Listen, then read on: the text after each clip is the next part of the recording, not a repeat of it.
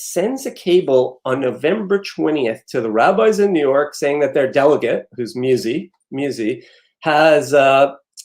has been in contact with the Nazis and has secured, right there in the interim, has secured a promise to cease extermination in concentration camps. On the basis of intervention by the nunciature in Bern, the German government confirmed this promise to the Vatican. So this is a fairly significant cable, but meaningless. Words are meaningless. 2 days later, another cable gets sent by the Sternbuchs confirming this promise that the Nazis have agreed to cease the extermination, to stop the killing of Jews. Coincidentally, the export permit, they knew about the export permit and the tractors were on their way. Eichmann had promised to destroy the killing apparatus at Auschwitz, destroy the facilities at Auschwitz once the delivery of the tractors have begun seriously. Here's evidence that the delivery of tractors has begun seriously. 3 days later, 5 days after that initial cable, the crematoria, the major crematoria and gas chambers come tumbling down from dynamite at Auschwitz on November 25th. At first, the inmates believe it's sabotage. There have been some sabotage before, but it's soon evident that the Nazis, Himmler himself, had ordered the destruction of the extermination of apparatus. November 25th, 1944. Tonight's guest of honor is Max Wallace. He is the New York Times best-selling author. He's a Holocaust historian and award-winning documentary filmmaker. His books include The American Axis, Henry Ford, Charles Lindbergh, and The Rise of the Third Reich, about the Nazi collaboration of two American icons. He also wrote a book about Muhammad Ali, titled Muhammad Ali's Greatest Fight, Cassius Clay versus the United States of America, about Ali's battle against the US government over the Vietnam War, for which Ali wrote the foreword. In 2013, the book was adapted into a Hollywood film directed by Oscar-nominated filmmaker Steven Frears. He also worked for the Steven Spielberg Shoah Foundation for several years, interviewing Holocaust survivors. As many of you may have seen, those incredible first-hand testimonies, more important now than ever, as that generation sadly passes on. He was also the executive director of the Ann and Max Bailey Center for Holocaust Studies. And his latest book, In the Name of Humanity, this is the story he will share with us today, won the Canadian Jewish Literature Award for Holocaust history. Dear friends, without further ado, I give you Max Wallace. Thank you, Rabbi. It's actually the first talk I've ever delivered online. Bear with me. It's actually the first time I've ever delivered a talk sitting down. I feel like the queen delivering the speech from the throne. Max, so far so good.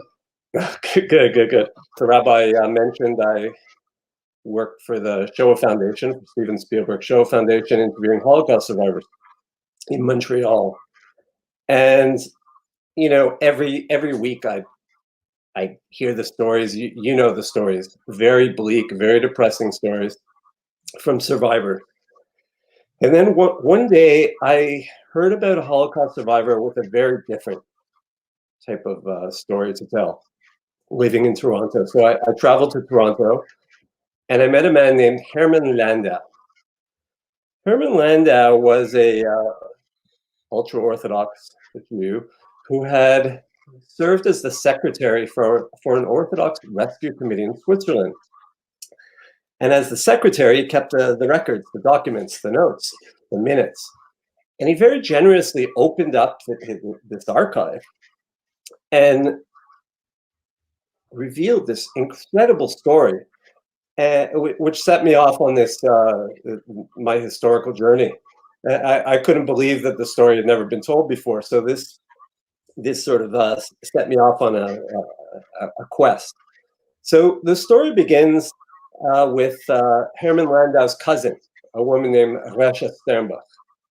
Recha Sternbuch was born in Antwerp, Belgium, and her father was a very prominent Orthodox rabbi, Hasidic actually, named Marcus Rothenberg, the rabbi of the Haredi community in Antwerp. So Rothenberg was also one of the co-founders of the Agudat Israel, the political wing of Orthodox Ashkenazi Orthodox Judaism. So it gave her very crucial credentials, connections later on, which became essential to her rescue work. So Russia grows up in Belgium, and she meets a man, a Swiss man named Isaac Sternbuch, living in Switzerland, and she ends up marrying him. She travels to Switzerland, settles down for a very ordinary life as a Jewish housewife, raising a family. So she's living in Switzerland when the Nazis take power next door in Germany. But at first, the rise of Hitler next door, just over the border, barely raises a ripple in her household, in most Jewish households in Switzerland. And she continues. She's raising a family. She has children, and things begin to change. They start paying more and more attention in 1938. First the Anschluss happens in Austria, and then of course Kristallnacht. And it's these events that transform Recha Sternbuch into an ordinary Jewish housewife into a heroine of rescue virtually overnight. All of a sudden, people are paying attention to what's happening in Germany. And the Jews who were mostly felt they were safe after Hitler took power in Germany and then Austria, they started to realize they were no longer safe in their own homes. So they tried to flee, and of course, as we know, most of the world's doors were shut to the Jews, which left Switzerland. The Swiss border was a convenient and safe location, a neutral country, but the Swiss were notoriously anti-Semitic. They didn't want Jews pouring over the border. Those borders were closed. So Recha Sternbuch, her husband owns a very successful textile factory, so they have some money. And she decides to use this money to rescue Jews. So all of a sudden, Recha races through the country setting up safe houses for Jewish refugees by day. And then at night, she heads to the border with a truck, sometimes with a motorcycle and a sidecar, and a thermos of coffee. And she smuggles Jews over the border into Switzerland. So now Recha was, we're familiar with how the Orthodox men were very distinctive and with their beards and the black garments, and everybody knew what an Orthodox man looked like. Recha, by contrast, was, nowadays ultra-Orthodox women, most of them shave their heads and put on a wig in keeping with Orthodox tradition, religious traditions. In those days, they were more likely to wear a head covering. So Recha fashioned herself a very, very fashionable head covering, which she calls a turban. She's a very stylish woman. She actually loved going to the Paris fashion shows. She was very worldly. It also helped her fit into Gentile society. Switzerland was very anti-Semitic, as I said, and especially the Orthodox were not welcome. But she was this fashionable woman with her turban and very charismatic. She made friends. She cultivated a large network of Gentile helpers for her rescue operations. Not all the Swiss were anti-Semitic. She cultivates farmers, taxi drivers. There's Recha's turban, as you can see in the middle. And so among the most important of her Gentile allies is a police captain in St. Gallen, where she lived, a man named Paul Gruninger. Gruninger is a Gentile who's horrified by what's happening in Germany and offers to help. So Recha has Gruninger falsifying papers that would normalize. The idea was to ensconce the Jewish refugees. Many of them ended up on her living room floor. when the safe houses became full. And Gruninger would provide the falsified document that would let them stay long enough until she figured out a way to get them out of Switzerland. They weren't really safe in Switzerland. This was still an illegal operation. And so she'd end up getting them safe passage to Palestine eventually. And she would use, among her Gentile helpers were various middlemen from embassies and consulates who would provide protective papers and passports, called Ford passports, that will allow the Jews out. So this goes on until the spring of 1939. In May 1939, Paul Gruninger, is fired by the Swiss government authorities for his role in facilitating the entry of Jews.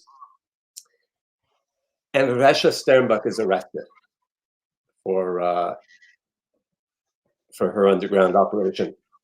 So needless to say, the war hasn't started yet, but this grinds her rescue operation to a halt. Then the war begins, and she's preoccupied. They're keeping a close eye on Recha, the Swiss authorities. They're very worried about incurring the anger of the Nazis.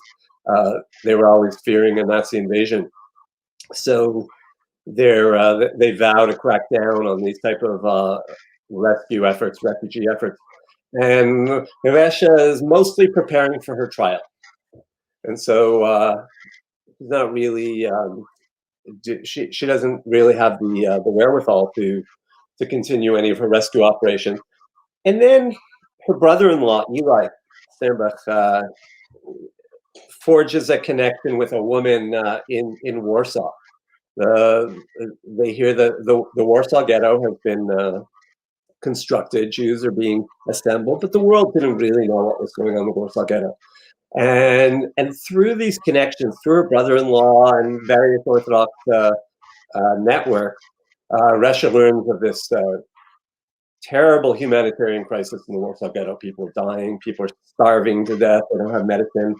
And so she swings back to reactivates her networks.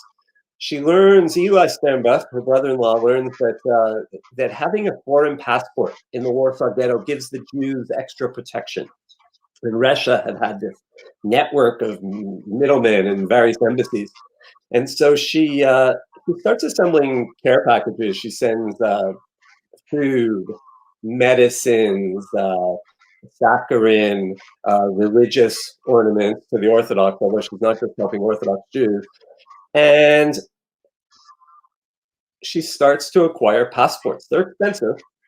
She uses her husband's money, and she starts sending passports from the Paraguayan embassy, the Salvadoran embassy. These passports end up being one of the only ways that Jews survive the eventual evacuation of the Warsaw Ghetto. So they're extremely crucial. Before the war, she saved, we don't know how many. It's over 1,000 Jews have been rescued by Recha from the Reich before the war. Now she's sending hundreds and hundreds of passports, care packages to Warsaw Ghetto, saving more. And so this goes on for more than a year, until one day they receive a coded message from their contacts in the ghetto. Very crude code, combination of German and Hebrew, that alerts them that the Nazis have begun to evacuate the Warsaw Ghetto, and that they intend to eliminate the Jews of Europe by Christmas 1942. And they're eliminating Jews by poison gas. It's the first time anybody's heard anything of the sort. So the Sternbuchs send what's known as the Sternbuch cable. They send the cable to the rabbis in New York, the Orthodox rabbis in New York. There had been a communication a month earlier from the World Jewish Congress, but it had been kept secret. So when the Sternbuch cable arrived in the fall of 1942, it's the first time that the Jewish community and the Jewish leadership as a whole find out about what's happening in Europe. Originally, the leader the rabbi who's probably considered the leader of that New York Jewish community, Stephen Wise, Reform rabbi, very well respected, he doesn't believe it. He dismisses the Sternbuch cable as atrocity tale, and yet he assembles the Jews to hear the story. Meanwhile, he considers himself very close friends with Franklin Roosevelt. The Jews had a reverence at that time, especially New York Jews, for Roosevelt. Roosevelt's the first president that seems to be a friend of the Jews. He's appointed a Jewish Supreme Court justices. He has Jewish aides, and Wise believes that Roosevelt has their back. He approaches Roosevelt. Eventually, the U.S. State Department confirms what they had heard, but Sternbuch, the Sternbuch cable, advises the rabbis to alert every high-profile figure they can find and tell them what's happening in Europe. Tell them about the fate of the Jews of Europe. So it advises that they contact Albert Einstein. They contact Thomas Mann, the great novelist Thomas Mann. They contact Roosevelt, Eleanor Roosevelt, and eventually, some people start to take this seriously. The State Department confirms the report.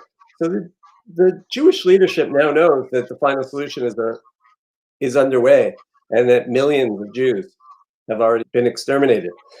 And yet, Stephen Wise, the leader of the Jewish community,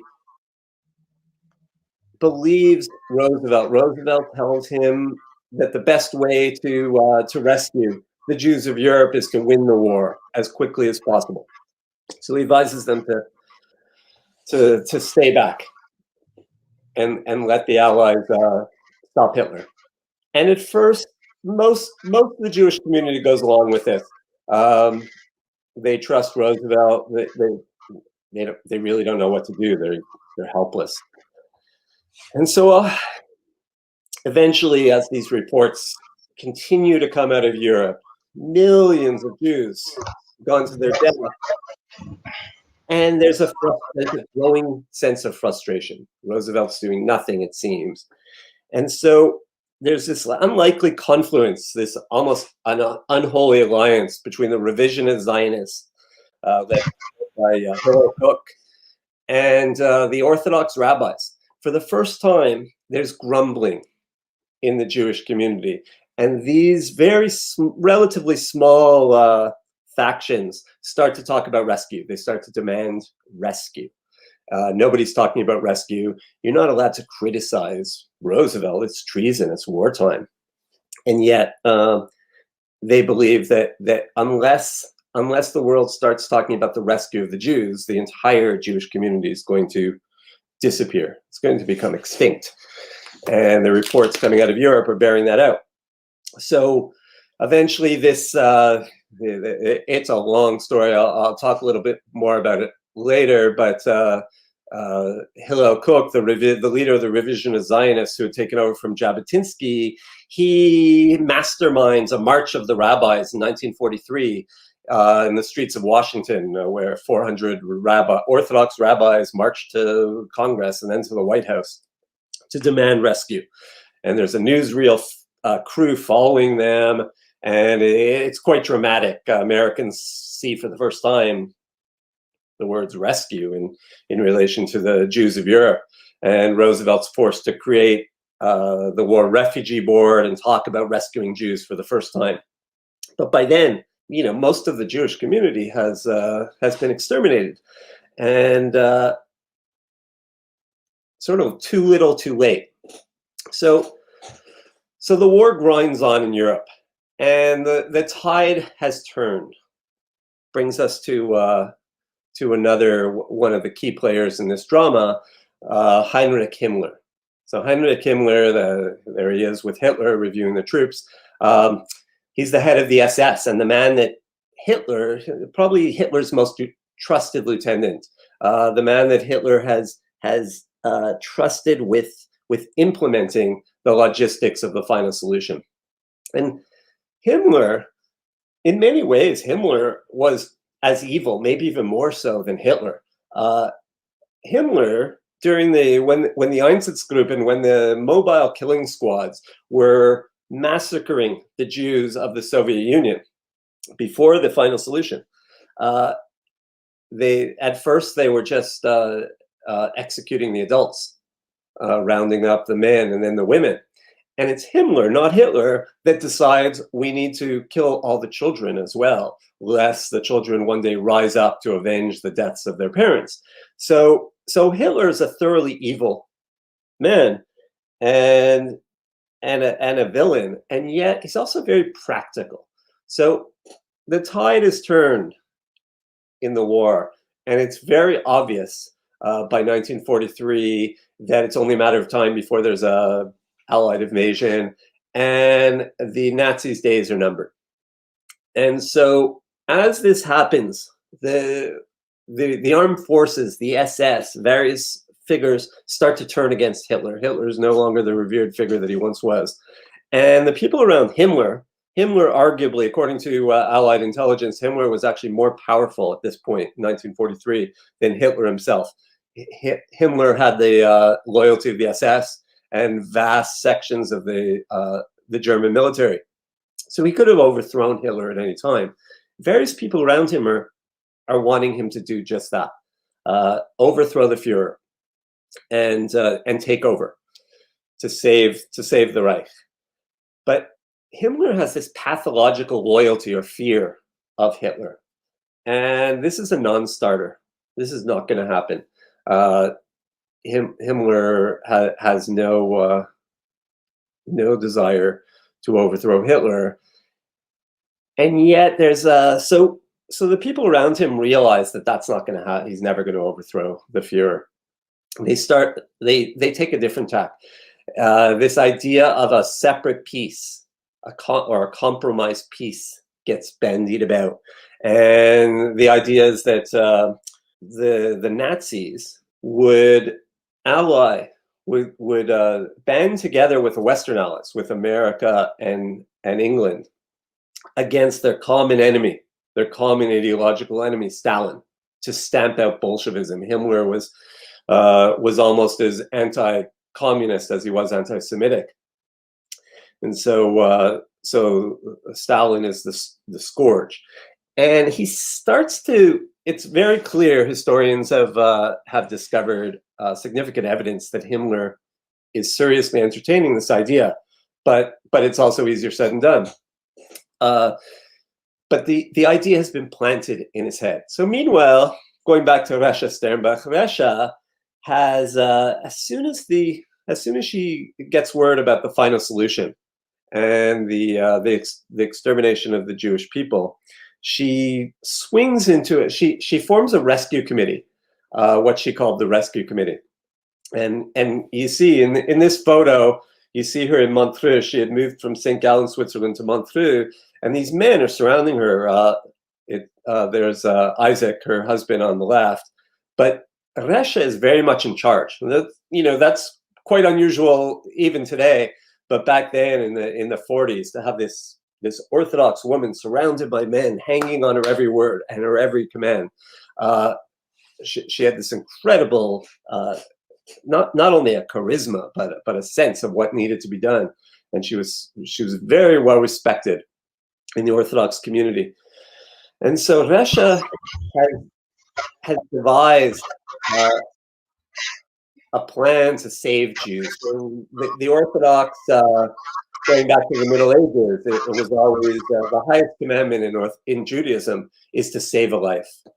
And so whatever it takes to save a life, you do it. You bribe, you steal, you blackmail, you pay ransom. And so Recha and her rescue committee managed to save a lot of Jews.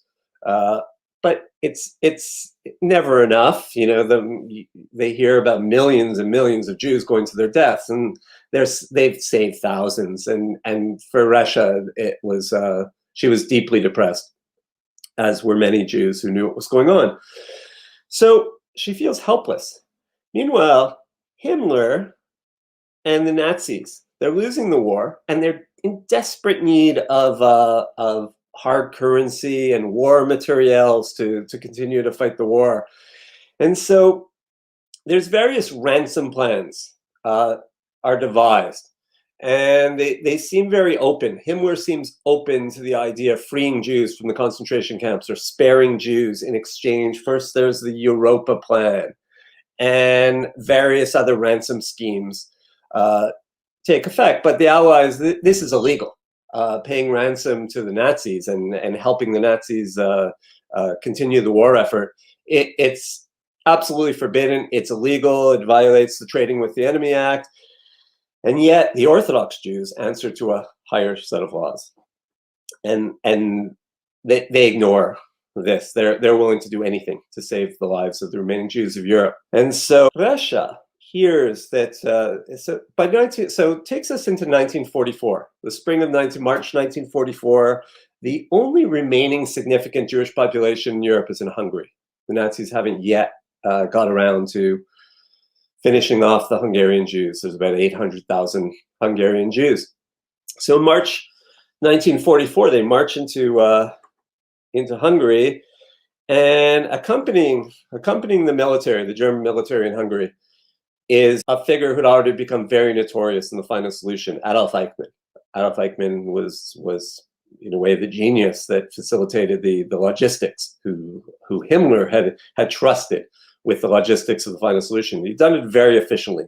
So the presence of Adolf Eichmann in Hungary signals that they're about to eliminate the Hungarian Jewish population. And his reputation is not lost on the various Jewish leaders. So among these leaders is a Hungarian socialist underground band of leaders. Joel Brand and Rezo Kastner, Rudolf Kastner, are the central figures. And Eichmann summons, he summons various leaders, and eventually it becomes Joel Brand, or the rescue committee, this Hungarian underground rescue committee, become the central rescue committee to try to save the Hungarian Jews. So Eichmann summons Brand and Kastner and tells them that he's about to open the mills at Auschwitz, as he calls it.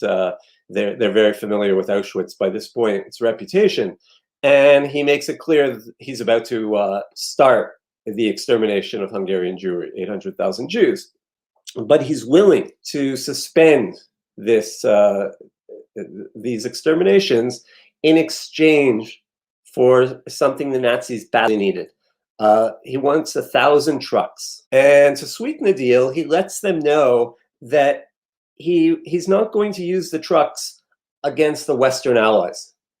They're only meant to be used on the Eastern Front against Stalin's forces. I think the idea is that it would get back to the Western Allies, and they would be willing to betray Stalin in exchange for saving all these Jews, 1 million Jews. And so the news is leaked in the British press. Actually, the London papers report this deal very negatively, needless to say.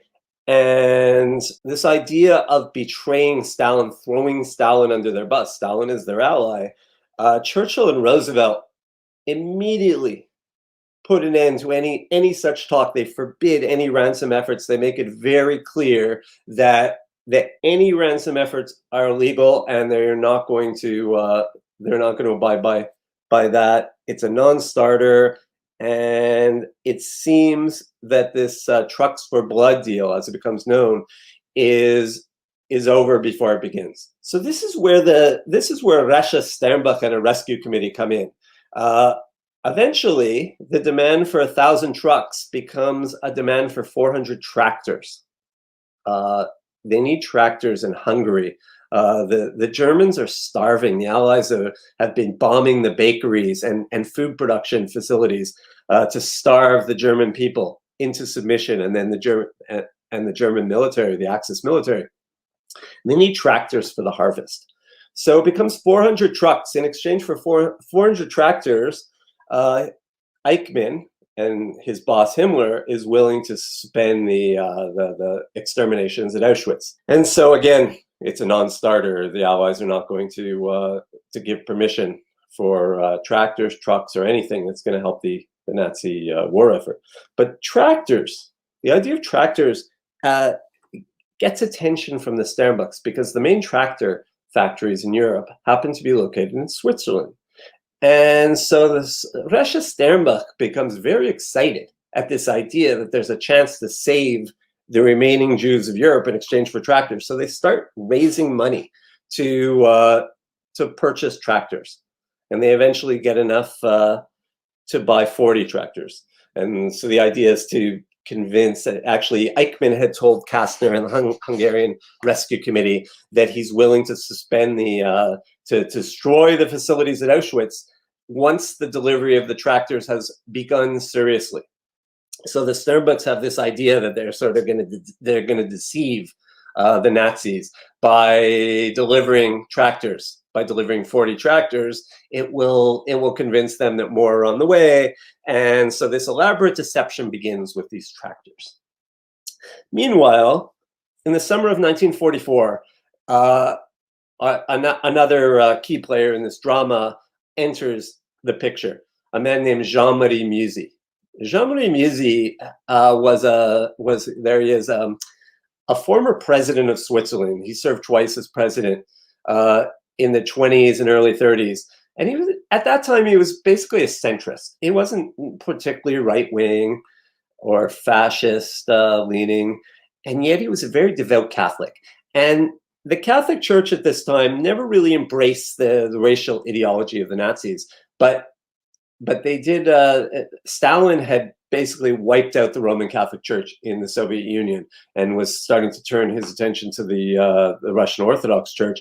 And the Catholic Church, the communists, the Bolsheviks became enemy number one in Catholic ideology. So Jean-Marie Musy starts to embrace this. He makes propaganda films. He travels to Germany and gets Nazi money to make anti-communist propaganda films. He buys a newspaper. He buys a youth newspaper and turns it into an anti-communist propaganda rag. And so he's very associated with this anti-communist effort. And he starts to embrace the Nazis for their common ideology against communism. He's a garden variety anti-Semite, but he never embraces the Nazis' anti-Semitism or desire to eliminate the Jews. And so by this time he's long retired. He's a businessman, an insurance executive, and he gets a visit from his two Jewish clients who informed them that their relatives were in a French concentration camp. This is the summer of 1944. And they would like him to use his influence with the Nazis to free their relatives. So Musy, who had never really expressed any sympathy with the Jews before, these must have been very important clients because he agrees. He agrees to use his influence. And so he writes to his Nazi contacts. The next thing you know, he drives to Paris personally, and they hand over this Jewish couple to Musy. And he says in his report that the commandant tells him, never before has an Israelite entered a German concentration camp and come out again alive. So he returns to Switzerland with this couple, and the news spreads very quickly in Catholic circles, and eventually the Sternbuchs hear that Musy, who has these Nazi contacts, has freed a Jewish couple. Recha Sternbuch is very excited about this news. She and her husband Isaac, travel to Musy's estate in Freiburg, and he entertains them in his drawing room. Recha announces to him, she says, she's a very devout Jew, he's a very devout Catholic. She says to him, Herr Musy, we are both servants of God. The Nazis are an affront to everything we both stand for. You must help us. And inexplicably, Musy agrees to help Recha rescue the Jews. So this is October 1944. And Musy agrees to write to Himmler, who he knew from anti-communist circles, and request a meeting. They're very excited. And Himmler's people, agree to allow him to meet with Himmler on his way on his train on his way to Vienna.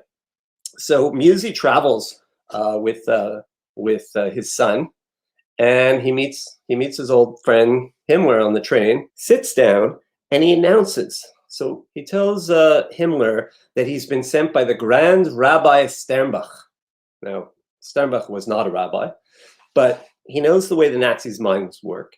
And he knows that Himmler believes that the Jews control Roosevelt. They only have to whisper in Roosevelt's ear to make something happen. And he's still obsessed with this idea of a compromise peace, a separate peace with the Allies, and he believes that it's possible. Musy has been briefed about this, and he and the Sternbuchs have come up with this very elaborate idea that they could deceive him into believing this separate peace. Meanwhile, the OSS, Allied intelligence, US intelligence, had given their blessing to this deception. So there's a lot of players involved by this point. So he sits down and he says he wants Himmler to free the Jews, and the Allies. He's consulted with the Union of Orthodox Rabbis in New York, and they've given authorization. They're open. They're open. The Allies are open to a separate peace with the Nazis. Himmler is very excited. And he agrees that right then and there on the spot to use his influence to save the remaining Jews. Meanwhile, this tractor deal had wound its way. Eichmann and therefore Himmler had said they would destroy the death camp, the extermination apparatus at Auschwitz if the tractor delivery had begun seriously. So to deliver tractors from Switzerland to the Nazis in Hungary requires a Swiss export permit. So Musy had met with Himmler early November 1944. The export permit gets granted on November 20th, 1944. Finally, permission to start sending these tractors to the Nazis. And this is where I come in as an historian. I spent a lot of time, most Holocaust historians have sort of ignored the Orthodox. There's this idea that the Orthodox were only interested in saving other Orthodox Jews. So they were sort of a footnote to Holocaust history. But I end up being, because of this initial contact with Hermann Landau years earlier, I end up obsessed with finding evidence of the Orthodox rescue efforts.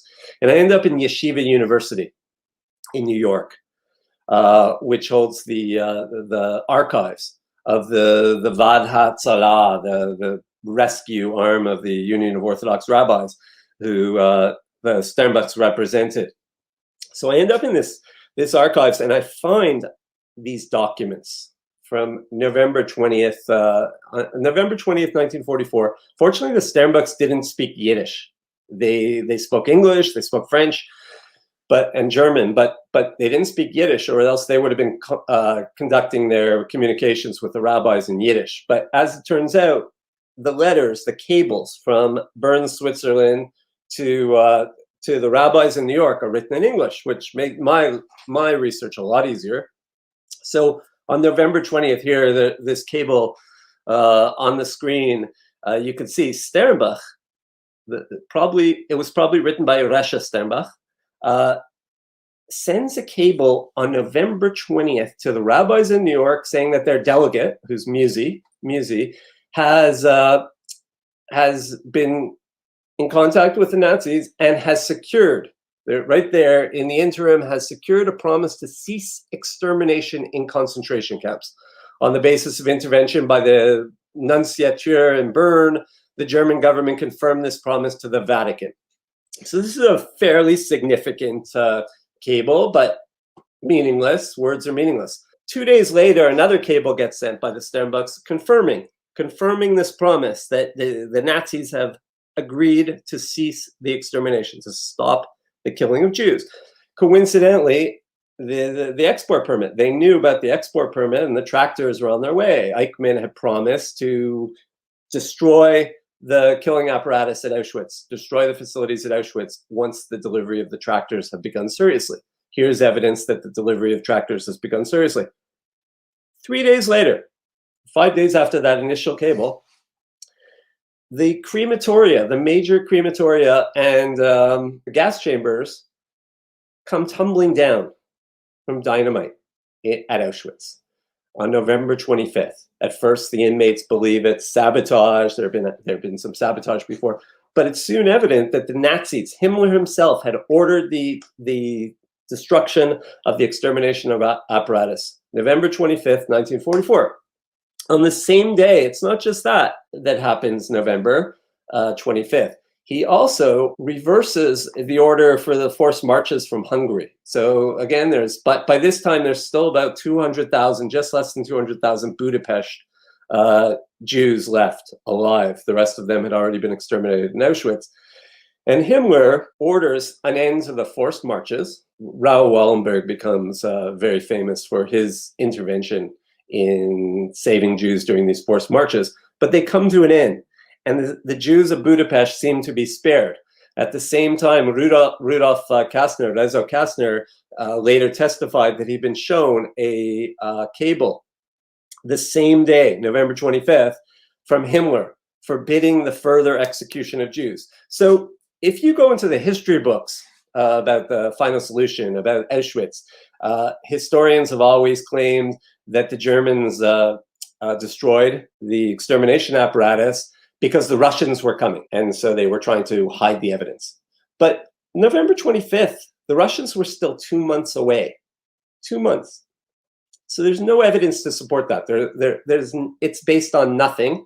Yehuda Bauer, the great Holocaust historian, Israeli Holocaust historian, have always said it makes no sense that they suddenly stopped the exterminations because the Russians were coming. If anything, they would have hastened the exterminations. They could have killed the remaining inmates at Auschwitz if they really wanted to hide the evidence. They'd always done that before. They never left the evidence in the death camp. So 2 months later, the Russians finally arrive, and just ahead of the Russian arrival, there's the death march, the famous death march from Auschwitz, where the Nazis evacuate most of the prisoners. But they leave 8,000, more than 8,000 behind. People who were too sick to march, teenagers, children, others, even some that didn't want to go. They leave them behind to serve as eyewitnesses to what happened at Auschwitz, to the crimes.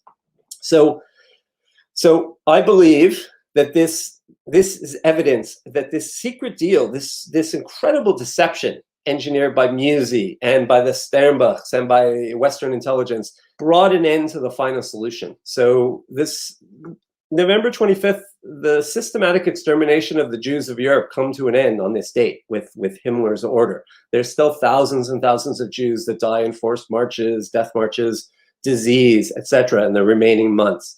But the systematic extermination of Jews ends on November 25th, coinciding with this tractor deal and this cable. And so there a lot happens in the interim. Himmler's also agreed.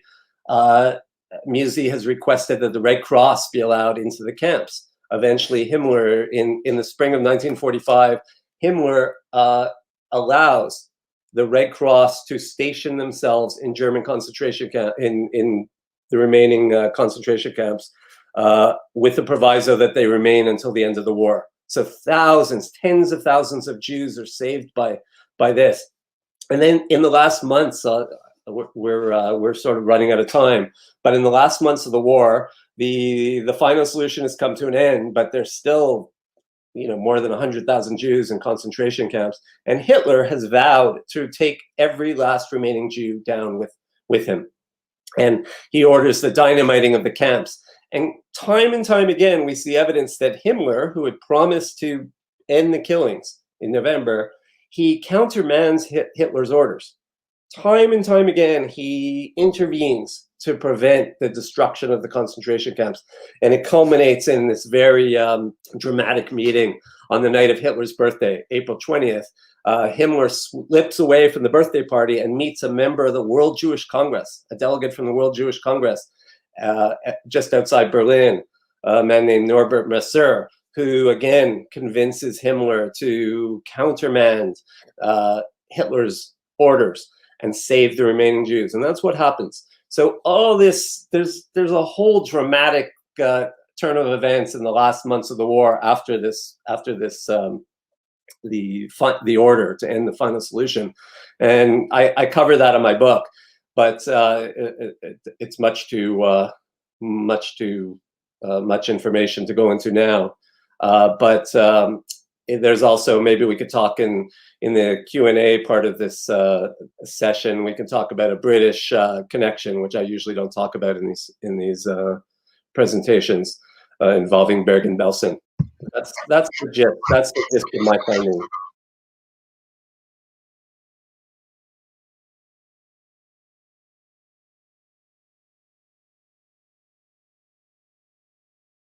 My friend Max, first of all, it seems like, if I understand correctly, the basic premise of your book is that the efforts of Recha and her team were the impetus, the single impetus, or at least the partial impetus, for Himmler's complete 180-degree turn and the cessation, as you put it, of systematic murder of not just the, let's say, Hungarian Jews or Budapest Jews, but also Jews throughout the concentration camps, including Auschwitz. So if you were to put an estimate on the amount of Jews saved because of this one woman and her support network, what number would that be? You know, it's kind of hyperbole to say Recha saved all the remaining Jews. She definitely played an incredibly instrumental role. Historians don't even know how many Jews survived the camp. So certainly this deal can be linked very directly from the evidence that we have from the Nuremberg testimonies of Nazis and from Rezno Kastner, the Hungarian underground leader. I can state fairly confidently that the Jews of Budapest were saved through this deal. The remaining Jews in Auschwitz were probably saved through this deal. How many? You mean the 8,000 or more? I mean, there was a death march with 50,000 Jews, and many of them perished, but most of them ended up in German concentration camps. You mean the fact that the crematoriums were stopped meant that that group of 50,000 or so were saved? Whoever. Yeah, the Jews of Bergen-Belsen who ended up being liberated in April, the Jews in the remaining concentration camps who were saved by the Red Cross. So then it becomes the Red Cross, as I said. It gets very little attention, the fact that the Nazis allowed the Red Cross to be stationed inside these remaining camps. There weren't very many camps left by the spring of 1945. Most of them have been liberated, but a series of camps. What motivated their decision to allow the Red Cross in and remain there? Musy had connections with the Red Cross, and he, in that cable that was displayed on the screen earlier, the November 20th cable, it mentions the role of the Red Cross. So the Red Cross ends up probably because of Musy. Musy convinces Himmler to allow the Red Cross to station themselves in these camps. So not only is the Red Cross delivering relief supplies and medicines, but they end up countermanding. Hitler has ordered the two remaining major camps to be dynamited with all the Jews inside. And it's these Red Cross officials that have been stationed there because of this agreement that ends up saving them. That ends up finding help. So even Dachau was targeted for destruction. So more than 100,000 Jews, certainly, probably anywhere from 200,000 to 300,000 Jews were saved through all these deals. I estimate. So the Red Cross were there for how long were they stationed in those concentration camps? Sometimes just weeks, but the important thing. So this gets us to Bergen-Belsen. So let me get into the Bergen-Belsen, because British people actually know about Bergen-Belsen. Most North Americans have only heard of Bergen-Belsen because that's where Anne Frank died. So, as I said, the Nazis were willing to let the Red Cross deliver food and relief supplies to every camp, every remaining camp, after these deals started to take effect. And so when the British liberated Bergen-Belsen on April 15th, 1945, this was the first significant liberation in the West. It's what certainly got the most attention in the UK. They had always claimed that they had no idea. They had no idea that this camp even existed. and they had no idea that there was a humanitarian crisis in the camp. So I discovered documents, minutes of meetings between the War Refugee Board and various Roosevelt cabinet officials, showing that the Allies were very well aware of the humanitarian crisis at Bergen-Belsen as far back as January. So once the Nazis allowed relief supplies to these camps, if the Red Cross had been allowed to deliver relief supplies to every remaining camp, probably most of the Jews of Bergen-Belsen and Frank would have survived. Eventually, a typhoid epidemic sweeps through the Bergen-Belsen and other camps, and yet, if they had had the medicine from the Red Cross, most of the people could have probably survived. So I found very disturbing evidence. So even this late in the war, the Allies were certainly aware, the world was aware of the Holocaust by this point. And, Eisenhower had always professed to be horrified by discovering what the Nazis had done in these concentration camps. I discovered the War Refugee Board, which was created because of this Rabbis' March in 1943. They were furiously trying to get supplies, petrol. The Red Cross needed gasoline in order to deliver these relief supplies to the concentration camps, Bergen-Belsen and others. And Eisenhower and the Supreme Allied Command refused to give them any gasoline to save these Jews. And yet, he did allow gasoline, unlimited amounts of gasoline to save POW camps. So the Nazis also allowed them to deliver relief supplies to POW camps and concentration camps with Jews. So Eisenhower lets them have as much gasoline as they need to deliver relief supplies to the soldiers, the POWs, but none. For weeks and weeks and weeks, the War Refugee Board is fighting his supply people for gas. And they just couldn't have cared less. Obviously, they cared about the military. So most of the POWs were saved from disease and starvation. And tens and tens of thousands of Jews went to their death because of the indifference of the Allies, even this late in the war. So it's quite shocking to in black and white. Do they make the argument that they felt there was a shortage of gasoline and manpower, and that somehow the POW camps, they were concerned the POW camps the efforts to save the POWs would be undermined by this effort, or they don't even make that argument because it's simply factually? They don't even bother. Nobody cares what happens to the Jews. Even then, it's very clear from this evidence. So the thing about so when you're talking spring of 1945, they had unlimited supply lines. There was no shortage of anything by this point. They had plenty of gasoline. When they refused to bomb the train tracks to Auschwitz, notoriously, which is also sort of part of this story, which I haven't got into. They did claim that they needed the planes for the war effort, right? That was a dubious argument even then.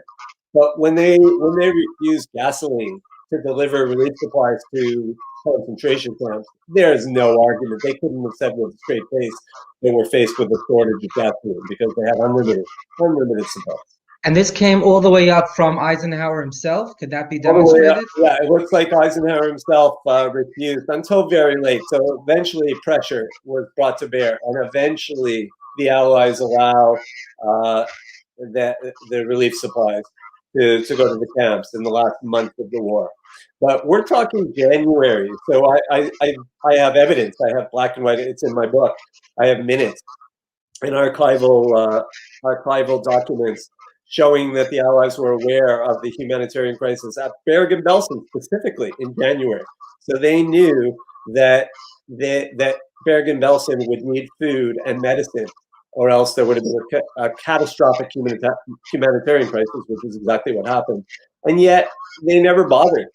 Later they would claim they didn't even know Bergen-Belsen was there, which is a lie. I'm not sure if the British Army, it's still unclear whether the British, when they arrived and they said they were surprised to find Bergen-Belsen, there's no evidence that the British Army was aware of this, right? This goes all the way to Washington and the Allied command. Has Eisenhower's legacy been tarnished as a consequence, as it rightfully should, according to this very shocking and really gut-wrenching revelation? It's certainly been tarnished in my mind, right? There's still, Obviously. there's an open question about the legacy of Roosevelt, and did Roosevelt do enough to save the Jews? And there's a lot of post-war criticism of Roosevelt's role in allowing the Holocaust to happen. And that's a valid argument. It's not as black and white as it appears. But with Eisenhower and the Allies this late in the war, it just shows the continued indifference to the plight of the Jews. Wow. Let me go back a little bit in the story once again to highlight something. First of all, the March of the Rabbis is a really exciting piece of history, I think. I wonder if there's a book that goes into the details of that particular march. And if so, can you share with us where would you recommend how we research that further? David Wyman has written a lot about the March of the Rabbis, but the most interesting thing about the March of the Rabbis, it's quite fascinating. So I just touched briefly on Stephen Wise and the New York leadership, the Jewish leadership. So you're in the UK, but basically even the British Jewish community was taking their lead from the New York Jewish community.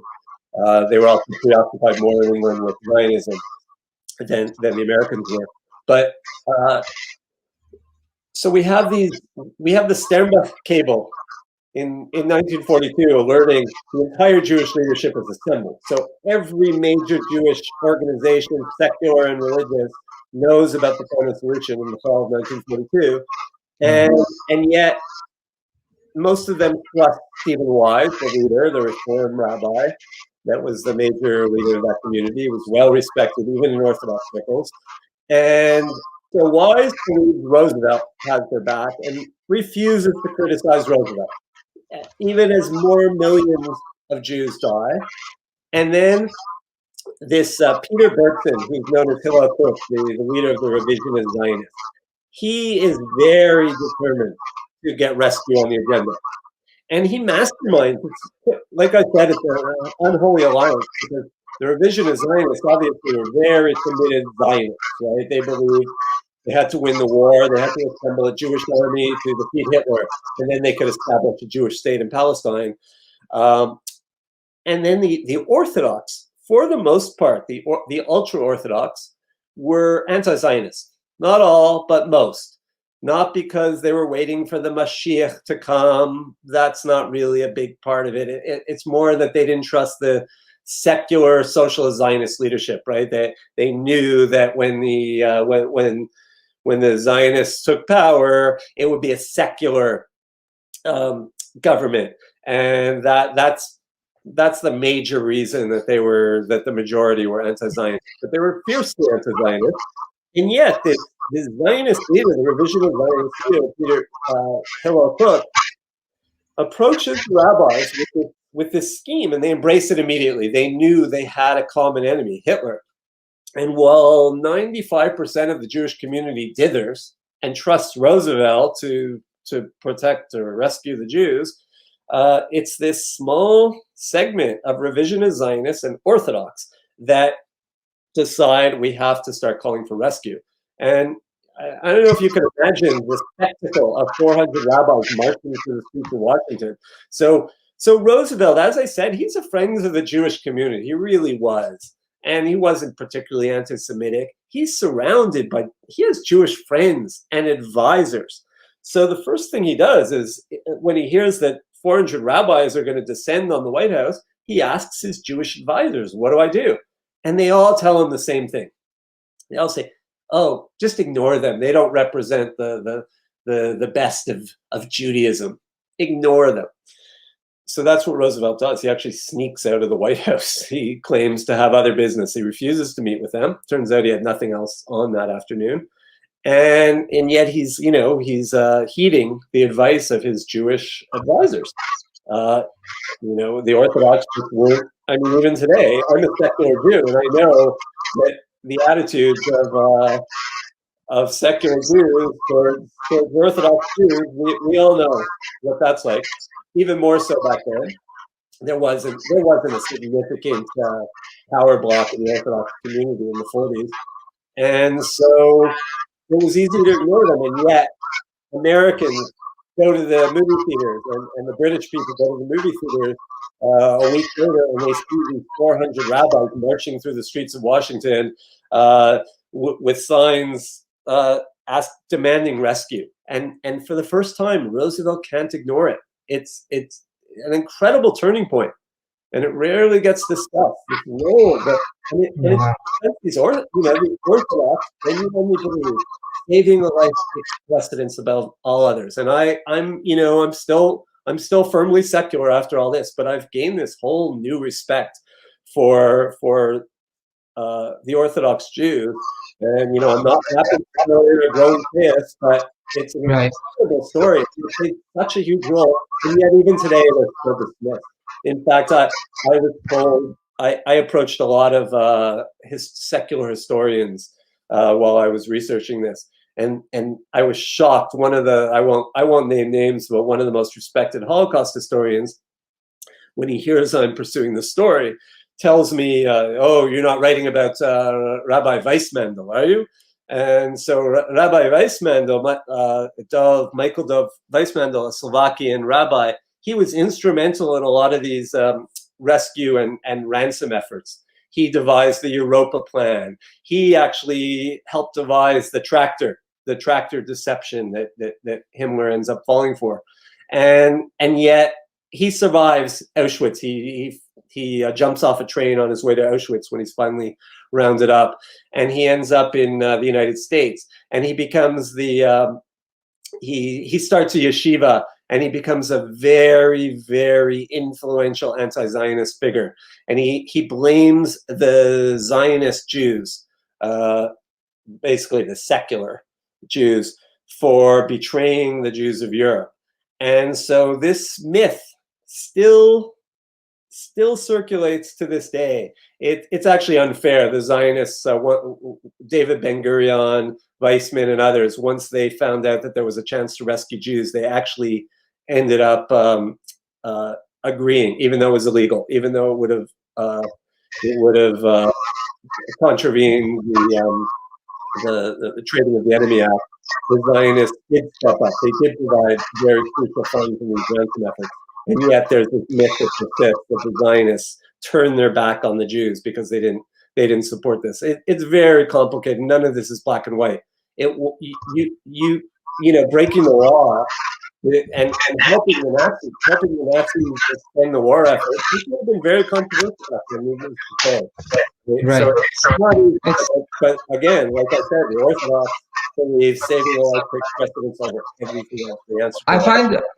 I find a few very interesting things to what you said. First of all, the, as you called it, unholy alliance, which is actually so inspiring because, when it comes to saving life, we should be above politics. We should be above particularism, tribalism, and ideological divides. I mean, as you put it so beautifully, that principle, that drive, that motivation to really break every boundary, including the law itself, comes from Judaism, comes from our heritage, from our tradition that says there is nothing that stands before saving life. So I find that to be fascinating. I also find it very fascinating, and thank you for providing such a balanced perspective, that actually this is a story that is intentionally ignored, if I understood you correctly, by certain segments because of the heroes being of a particular religious persuasion. But to go back even further, it seems to me like we have also pinpointed the Sternbuch cable for setting off all of the future action. That is to say, this became the first-hand report that reached the shores of America and exposed the horrors of the Holocaust to the Jewish community. So it's incredible, really, to go back to this, a woman who, as you put it, was a housewife. And yes, you're right. Typically, her role would have been domestic and raising her children, etc. And she turns into this extraordinary heroine, which is amazing. and really deeply inspiring. We have a few minutes left, 5 or so minutes. So I wanted to jump into a few questions. First of all, I'm curious to know if you brought the story to Steven Spielberg himself. If he's aware of the story, I would think it's the type of story that's worthy of the silver screen. I mean, we're all familiar with his work on Schindler's List, which was an incredible telling of the Holocaust to the wider world. But with all due respect to Oskar Schindler, who, of course, initially started off as more commercially minded, etc., maybe similar to Musy, I think it was his name, the former Swiss president. Here in this case, you're talking about a woman saving hundreds, or being instrumental, I think you put it, and it's very true. We shouldn't exaggerate, but was instrumental in the saving of hundreds of thousands of lives. And it's an extraordinary story of entrepreneurship, of creativity, of thinking out of the box, of breaking boundaries, of being willing even to collaborate with the enemy to protect and save life. So have you brought the story to Steven? I'm not sure if you have a direct connection to him. And beyond that, is this being brought to the silver screen? Has this script been bought by any of the film houses, and is this going to be developed into a movie? It's in the process of being optioned for a film, not by Steven Spielberg, unfortunately. That would be nice. Although the Shoah Project did feature this in their newsletter, but it's important. A lot of people watching this and hearing this story probably are asking themselves, why hasn't this story ever been told before? Why don't we know about this? And there's a couple of answers. I did mention this idea of the Orthodox rule being ignored, but it goes beyond that. This is very controversial. This idea of collaborating with Nazis. And so for years and years, so Reza Kastner gets assassinated in Israel for his role in this, and a lot of people do not want to talk about these things. Now, you're all familiar probably with Ken Livingstone, the former Labour leader, the former mayor of Greater London Authority. He brings up, I know you're embroiled in your own controversy over the Labour Party and anti-Semitism, etc. And this plays into this because Livingstone a few years ago brings up a pact, this early pact, the transfer agreement made famous by Edwin Black's book about the ha-Hatzalah, this agreement between early Zionists in Palestine to get Jewish capital out of Germany. So it was a pact between Germany and Zionists. And this was a rescue effort. Edwin Black calls it the first Holocaust rescue effort. It was fairly important rescue effort. And yet Livingstone and other anti-Semites, for anti-Semitic reasons, I guess they're trying to link it to Zionism somehow. But they've linked this to make it seem as if, like, look, Jews willing to even collaborate with Nazis. So that became a dominant narrative and very controversial. Nobody wanted to talk about this stuff. Nobody wanted to talk about these efforts to reach out to Nazis. In fact, there were some, I wouldn't call them heroic Nazis. Now, Himmler, it's really important to stress, Himmler never had a change of heart. Himmler never felt guilty about what he had done to the Jews. He was deceived. That's the incredible thing about this whole story. The Recha Sternbuch, Jean-Marie Musy, the Allied intelligence deceived Himmler into suspending the final solution, into freeing Jews, into turning against Hitler, because he believed. To the very end, he believed in this separate peace. That's how elaborate and successful the deception was. But he never had a change of heart. And yet there were some Nazi figures who did help in these negotiations and who were sympathetic. And so nobody likes to talk about that. But more importantly, I always believed, as I was telling this story, that it would be very controversial because it might be used by Holocaust deniers. There's always that danger that Holocaust deniers will take the story and point to Himmler's role. Look, Himmler ended the final solution. Himmler wasn't one of the greatest villains of all time. He saved a couple of 100,000 Jews. And so there was always that danger. So there's all kinds of behind the scenes issues with telling the story, and I believe it's why it was never pursued before. Certainly they had ignored these Orthodox archives because they dismissed the Orthodox role, but it goes beyond that. That's fascinating. Let me ask you an interesting question. I'm curious to know, have you been in touch with the family?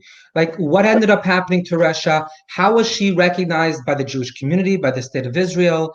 Was Musy recognized as one of the righteous Gentiles? And some of the others, the police chief who lost his job.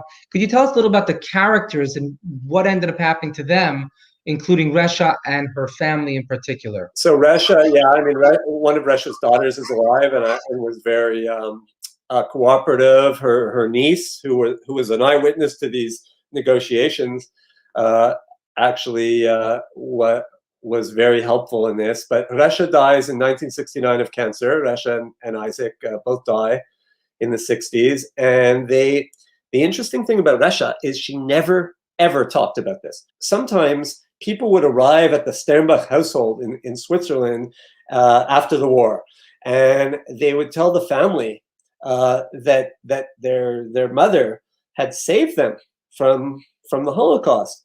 And sometimes this would happen 3 times in 1 week, where people would just arrive at the door wanting to thank Sternbuch. So the children had never heard these stories. They were quite young when it happened. They remember giving up their beds to Jewish refugees before the war, but they were never really aware of how significant their both parents. It's not just Recha. Isaac was also very instrumental, and Eli, the brother-in-law, but Recha was the key player. And she would never talk about this. There's all kinds of incredible stories that at one point she marches into a Nazi battalion over the border in Germany, and she demands that they release. She's heard that they've rounded up these Jews and are going to deport them to a concentration camp, but she demands the release. The SS officer, she's face to face with him, and she demands in the name of the Jewish people that he release her. And she could have been arrested and sent to a concentration camp. And she was a Swiss citizen, but so she was sort of safe. But all these incredible stories start to emerge, and the family hears about them, and they'd ask Recha about this, and they'd want to hear the stories, and she'd always answer the same way. She wouldn't give any details. All she would say is, "I didn't do enough." So to her dying day, she knew she had saved huge amounts, but it paled in comparison. In her mind, it paled in comparison to the 6 million who ended up dying. It's so poignant. It brings to mind the scene with Oskar Schindler, played by Liam Neeson, where he takes that pin and he says, "I could have saved one more Jew. And he who saves one life is as if they save a world entire." But once again, Max, just to go back to it, this is the story of heroism. It's a thriller. What you're describing here is superhuman, superwoman heroics of the highest order. Yeah. Going across the border. She was arrested and she faced trial for this. I mean, I cannot wait to see this story on the big screen, Max. I wonder whether there are any other books about this. In the book, do you include all the details that you're alluding to? And finally, much more. And how has her family reacted to the book? Oh, once again, they're happy that she's getting that recognition. They've come to some of my talks in New York. In Brooklyn, the Sternbuchs are very well known.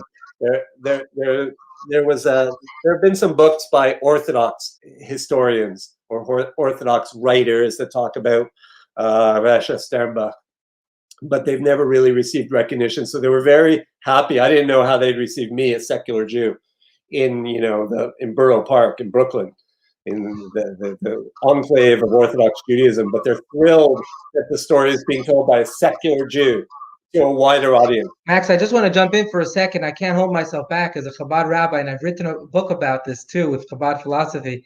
To the Lubavitcher Rebbe, there was no such thing as a secular Jew or a religious Jew. He would say those are all labels.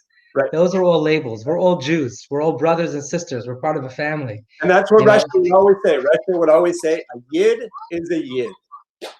And she never distinguished between saving Orthodox or saving secular Jews, or even Gentiles.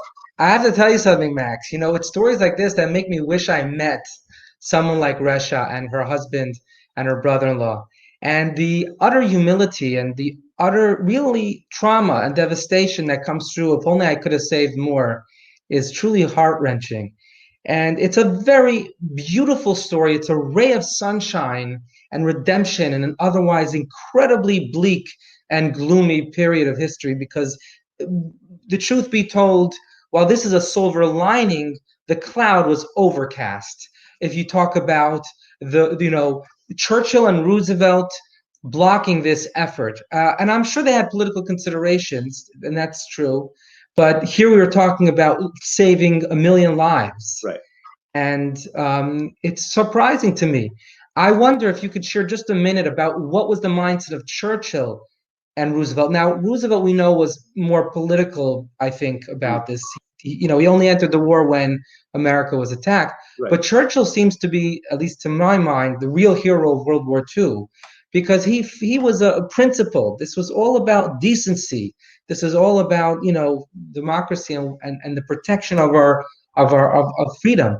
And I wonder what his consideration and his mindset was as to why he vetoed that what you call trucks for blood. I mean, 1,000 trucks. What's 1,000 trucks in the grander scheme of things? What's 400 tractors in the grander scheme of things? Right. Well, it's interesting. Churchill is a complex figure in all this, because on the one hand, they really did, the Allies, all of us, owe so much to Stalin. Stalin won the war for the Allies, and they knew it, right? So they were not willing to throw Stalin under the bus. We know that Churchill had a premonition of how Stalin was going to emerge as a villain after the war, and yet there was still that recognition and gratitude for what Stalin had done to save everybody against Hitler. So I believe, you see it. I'm reading the documents as they're happening in real time, and you really see the mindset. Churchill has a transatlantic telephone conversation in 1945. So I talked about the night of Hitler's birthday. There's this meeting between the World Jewish Congress representative Norbert Messer from Sweden and Himmler, where Himmler Messer convinces Himmler to countermand Hitler's final order to dynamite all the remaining concentration camps. So Himmler leaves this meeting around 5 in.the morning, and he heads to the headquarters of the Red Cross, the Swedish Red Cross figure, Count Bernadotte. And this is just after he met with a Jew inside Germany on the night of Hitler's birthday. This was treason. And so he approaches Bernadotte, who believes that he's just asking him about this Red Cross evacuation that was happening of the Scandinavian prisoners. And he tells Bernadotte that he asks him if he has access to Eisenhower. And Bernadotte is surprised. Why? He wants to offer a German surrender on the Western Front. So he was willing to surrender to the Western Allies, but not against Stalin. And Bernadotte is surprised and perplexed, but he relays the story. He relays the request. And so I have a transcript of the conversation between Churchill and the new American president, Harry Truman, who had taken office after Roosevelt died not long before. And they're discussing the terms of this. The war is about to end. It's only a matter of time, a week or two before Germany surrenders. And they're still very steadfast, even on this call, that they demand unconditional surrender. So at this point, Himmler still believes the deception has been so complete and so successful that he still believes that the West is somehow going to welcome him into the fight against Stalin. And Churchill and Truman are absolutely steadfast, nothing but an unconditional surrender on all fronts. So that's what's going on in Churchill's mind. But to give Churchill some credit, we all know about the bombing of the Auschwitz train tracks, which was actually called for by the Sternbuchs as well. The Sternbuchs relayed the request to bomb the train tracks. They never asked to bomb Auschwitz. It was to bomb the train tracks so that the trains from Hungary couldn't get to Auschwitz, to the death camp, to extermination. So Churchill actually okays it. Churchill wants to bomb the train tracks and gives his approval. Anthony Eden also is in favor, and it's Roosevelt that ends up vetoing it and claims that they need this, the planes for the war effort, which is a very dubious excuse. So to be fair, Churchill ends up, having some compassion at the end. That Roosevelt, we don't really see Roosevelt. Wow. Listen, Max, you have shared with us a real incredible story that's little known and should be very well known, and hopefully will be so through your book and through the film that's going to be made, please God. And once again, I think it talks to the power of the individual, really and truly the individual. Monumental change is not often or not always initiated by a large, governmental machine, as it were. Here's a woman with determination and willpower who, through her charm and charisma and sheer willpower, galvanizes an entire network of people from across all spectrums, faiths, backgrounds, etc. And ultimately, it seems, activates their compassion, their humanity, and does so with extraordinary results in hindsight, regardless of her own misgivings and her own. Way of putting it, she activated their compassion. I absolutely agree. That's exactly what she did. Yeah. We don't have the time now, but we'll read more in the book. I'm sure you add what happened to Musy and how he went through a change. Clearly, he was initially motivated by his clients, but then it seems he went all out to save people. I just finished an amazing book. I'm assuming you read it, about a British intelligence officer, Foley, who saved 10,000 Jews or so. An incredible man. So in conclusion, I want to thank you for telling this story. Are you working on any further Holocaust stories that you are able to share with us? I'm actually working now on a biography about Helen Keller, of all people, and the political crusades of Helen Keller, who very few people realize that she was one of the most prominent socialists of the 20th century. And the reason I chose this topic is Helen Keller. I did my book about Henry Ford and his anti-Semitic crusade and his Nazi affiliations, and I discovered that Helen Keller was one of the most prominent figures opposing anti-Semitism and convincing the U.S. government to turn against Henry Ford and stop him in his tracks.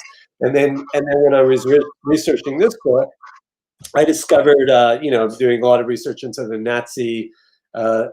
Nazis' activities after they took power in Germany, and we all know that the Nazis burned books. And of course, they burned books by the usual suspects, who people we'd expect, like Freud, Einstein. So one of the books I encounter, they're burning a book by Helen Keller, and the book is How I Became a Socialist. So Helen Keller hears that the Nazis have been burning her book, and she becomes a crusader, an absolute crusader, to convince the New York Times. She's shocked that the New York Times are not more strongly opposing Hitler and highlighting the atrocities of the Nazis. And so Helen Keller is devoting herself early on to eliminating the scourge of anti-Semitism, and later on the scourge of Nazism, which is this fascinating figure. That is fascinating. Not just focusing on the Jewish angle. I mean, I wrote a book about Muhammad Ali, as we mentioned, and his battle against the war. And I discovered, of all people, Muhammad Ali, this devout Muslim, became a very close friend to the Jews and had this incredible affinity with the Jewish community, because when he was traveling early on as a boxer, before he was famous, he was traveling from town to town to town. He'd already converted to Islam, and he needed halal. He could only eat halal food. And of course, Muslims are allowed to eat kosher. Jews are not allowed to eat halal, but Muslims can eat kosher. So he ended up in all these Jewish restaurants where the Jews welcomed him with open arms. So he had this affinity for Jews. And then later on, I discovered this incredible story about how he's in a Bronx hotel room, and he watches on the news a community center in the Bronx is going to be closed because they're $500,000 in debt. And it's a refuge for Holocaust survivors in New York. It's this lifeline, this community lifeline for Holocaust survivors. So he watches this. He's still not, he hasn't had his license reinstated. He doesn't have any money. He calls up his business manager and asks him to send a check to save this center. And the business manager who told me the story says, "Champ, you don't have that kind of money. We can't write a check." And he says, "Get it. My next fight, I'm fighting again. The purse will cover it." So he calls up the Chase Manhattan Bank and gets a certified check delivered to this community center, which still exists to this day, because Muhammad Ali had this early affinity with the Jewish people, right? So that's an awesome story. That is wild. Did he continue to develop that relationship? Oh, absolutely. I mean, a lot of his strong allies, when everybody else had abandoned him, were Jews, and he never forgot that. I mean, Howard Cosell was Jewish, of course, right? First major figure would actually call Muhammad Ali instead of Cassius Clay, and he absolutely rejected. And most importantly, he spoke out very publicly against Louis Farrakhan. Twice very publicly came out against Louis Farrakhan's anti-Semitism, right? Which shocked a lot of his followers, including his own brother. His own brother is still a follower of Farrakhan. So Ali had no hesitation. The leader of his former sect, the Nation of Islam, he slammed him for anti-Semitism specifically, right? So it all goes back, as far as I can see, and Ali told me this personally, that this early affinity with Jews. Jews were the only white people that would welcome him with open arms in a restaurant, right? So it all goes back to these little acts of kindness end up paying off. That's a beautiful way to end tonight's discussion. And I would say that there is a common thread between all the topics, between all the characters, from Recha to Muhammad Ali to Helen Keller. These are people of integrity, people of principle, people of compassion, and people who were not silent bystanders. They used their power, their influence, their fame, their resources, their time. You know, a housewife, what did she have? And her husband's resources to go out there and save human life. So on that note, I want to encourage all of our viewers, we can all be heroes in our own environment, in our own neighborhood, in our own communities. Let us learn from this example. Let us grow and add and increase in our acts of goodness and kindness, what we refer to in the Jewish tradition as mitzvot. And let us develop and express and disseminate these precious values and bring healing and unity and compassion and love and solidarity to a world that is desperately in need of all of the above. And thank you so much, Max, for joining us from Canada. And we wish you every success in all of your endeavors. And I really hope and pray that your stories get much wider attention and that you personally have the strength to grow from strength to strength and continue shedding light and shining a light on acts of light. Thanks, Thank you. Rabbi. Thanks for having me.